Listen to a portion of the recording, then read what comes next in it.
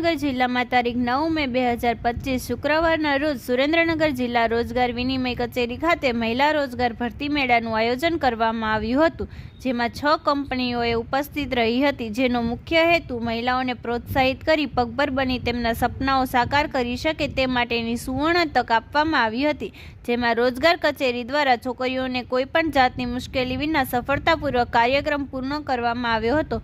Reporter એશાબેન Bharatbhai Parekh.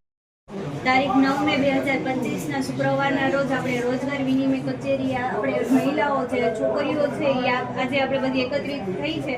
Nitinbhai દ્વારા આપણને મહિલાઓ માટે જે મહિલાઓ છે એ કઈ રીતે પોતાના પગભર થઈ શકે એ માટે આપણે સરસ ભરતી મેળાનું આજે આયોજન કરવામાં આવ્યું છે, જે 7-8 કંપનીઓ દ્વારા આપણને જે ઓપોર્ચ્યુનિટી આપણને મહિલાઓને મળવી છે એ આજે આપણને મળી છે। તો તમારા લોકોના એક્સપિરિયન્સ કેવા રહ્યા છે?